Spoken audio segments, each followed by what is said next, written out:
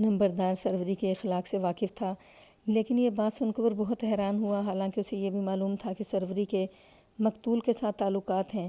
جمعہ دار کا مطلب یہ تھا کہ نمبردار اس کی بیوی کو کچھ سمجھائے اور پھر مقتول سے بھی کہا جائے کہ وہ عقل سے کام لے اور اپنی عمر اور گھرانے کو دیکھے اور کسی اور کا گھر بھی برباد نہ کرے۔ نمبردار نے یہ اہتمام کیا کہ ذیلدار اور گاؤں کے 2 اور معززین کے ساتھ بات کی اور انہیں جمعہ دار کو ساتھ لے کر مقتول کے گھر گئے۔ نمبردار نے مجھے یہ بات سناتے ہوئے حیرت سے کہا کہ جمعہ دار نے اس طرح تحمل اور بردباری سے بات کی جیسے وہ کسی اور کے متعلق بات کر رہا ہو۔ اس نے نہ تو شکایت کی، نہ غصے کا اظہار کیا، نہ ہی اس کے لہجے میں احتجاج کی جھلک تھی۔ ان سب نے باری باری مقتول کو قائل کرنے کی کوشش کی وہ اس فطور کو ذہن سے نکال دے اور اپنی اور جمعہ دار کی اولاد کا خیال کرے، اور پھر سب سے بڑی بات یہ کہ خدا سے ڈرے۔ مقتول سنتا رہا اور اس نے کسی کے ساتھ کوئی دلیل بازی نہ کی۔ آخر میں اس نے صرف یہ الفاظ کہے، یہ دل کا معاملہ ہے۔ اس نے ان سب کی بات ماننے سے صاف انکار کر دیا اور جمعہ دار سے یہ کہا کہ جمعہ دار صاحب، آپ اگر اپنی بیوی کو منوا لیں تو میں پیچھے ہٹ جاؤں گا۔ سب مایوس ہو کر مقتول کے گھر سے نکل آئے اور باہر آ کر آپس میں تبادلہ خیالات کر کے یہ فیصلہ کیا کہ جمعہ دار کی بیوی کے ساتھ بات کی جائے، لیکن جمعہ دار نے انہیں روک دیا۔ اس نے روکنے کی وجہ یہ بتائی کہ اس کی بیوی پوری طرح ڈھیٹ اور بے حیا ہو چکی ہے اور وہ نہیں چاہتا کہ ان معززین کو اس کے سامنے لے جا کر شرمسار کروائے۔ اس طرح یہ بات بن نہ سکی اور معاملہ یہیں پر ختم کر دیا گیا۔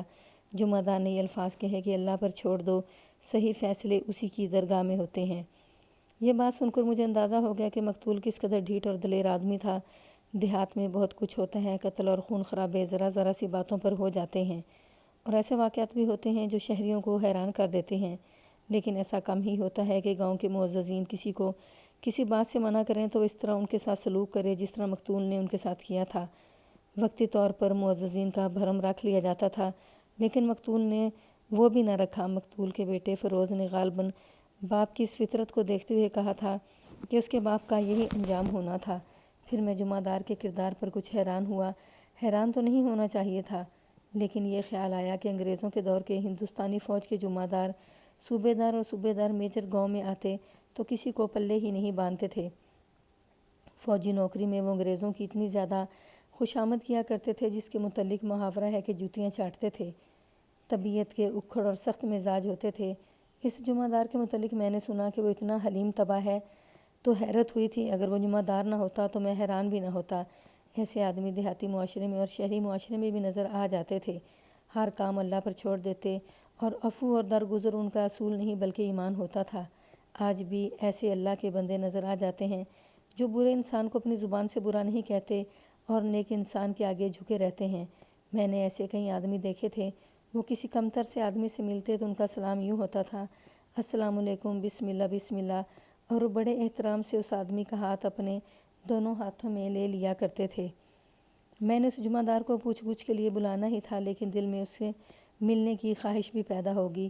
ایسے لوگ مجھے بہت ہی اچھے لگا کرتے تھے۔ نمبردار نے بتایا کہ سروری مال کھانے والی عورت ہے اور اسے ریشمی اور قیمتی کپڑے پہننے کا بہت شوق ہے۔ اس نے بتایا کہ اس کی ماں بھی ایسی ہی تھی اور وہ بھی بدنام عورت تھی، 1.5-2 سال پہلے فوت ہو گئی تھی۔ البتہ اس کا باپ شریف آدمی تھا اور وہ بڑھاپے میں چارپائی پر ہی پڑا رہتا تھا۔ اس نے اپنی بیٹی کو دل سے ہی اتار دیا تھا۔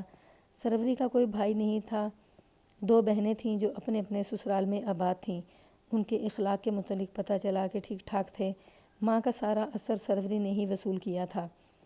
میرے ایک سوال کا جواب دیتے ہوئے نمبردار نے بتایا کہ سروری کی ایک بیٹی ہے جس کی عمر 16-17 سال ہے اور وہ ماں کی طرح ہی خوبصورت لڑکی ہے۔ اس سے چھوٹے 2 بیٹے تھے، ایک کی عمر 12 سال اور دوسرے کی 8 سال تھی۔ آخر میں میرے پوچھنے پر نمبردار نے مقتول کے دونوں بیٹوں کے اخلاق وغیرہ کی یہ رپورٹ دی کہ بڑا بیٹا فیروز بھی باپ کی طرح شریف آدمی نہیں، لیکن وہ باپ کی طرح ذلت اور گھٹیا پن میں نہیں گرا تھا۔ ہوشیار تھا اور عقل والا بھی تھا۔ ضرورت پڑتی تو وہ بدماشی اور غنڈہ گردی بھی کر لیتا تھا۔ ویسے وہ ہر کسی کی عزت کرتا اور عزت کرواتا تھا۔ باپ کی طرح اس کا بھی دوستانہ بڑے بدماشوں کے ساتھ تھا، لیکن اس پر کوئی انگلی اٹھا کر یہ نہیں کہہ سکتا تھا کہ اس نے ان بدماشوں کے ساتھ مل کر کوئی بدماشی کی ہے۔ وہ جوا بھی کھیلتا تھا، شراب بھی پیتا تھا، لیکن اوچھوں کی طرح بڑھ کے نہیں مارتا تھا۔ فیروز کے چھوٹے بھائی کا نام منصور تھا، عمر 23 سال کے لگ بھگ تھی۔ خوبصورت جوان تھا اور باپ اور بھائی سے بالکل مختلف۔ اس میں کوئی عیب نہیں تھا۔ قصبہ قریب ہونے کی وجہ سے اس نے 10 جماعتیں پاس کر لی تھیں۔ ہائی اسکول صرف قصبے میں تھا۔ نمبردار نے یہ بھی بتایا کہ دونوں بھائی اپنے باپ کو اچھا نہیں سمجھتے تھے اور باپ کے ساتھ ان کی اکثر ان بن رہتی تھی۔ ایک بات بتاؤ چودھری، میں نے نمبردار سے پوچھا، تمہارا شک کس پر ہے؟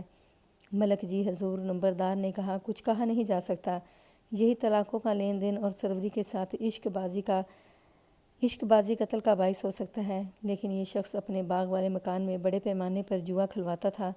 ہو سکتا ہے کسی بڑے بدمعاش جوا باز کو اس نے دھوکہ دیا ہو، جیسا کہ یہ لوگ جواریوں کو دیا کرتے تھے، اور اس جواری نے اس کا معاملہ ہی صاف کر دیا۔ مقتول کی درپردہ جو زندگی گزر رہی تھی وہ ایسی تھی جو دشمنی پیدا کرتی ہے۔ معلوم نہیں کس کے ساتھ اس نے دھوکہ فریب کیا یا کس کو نقصان پہنچایا اور اگلے نے قتل کر کے انتقام لے لیا۔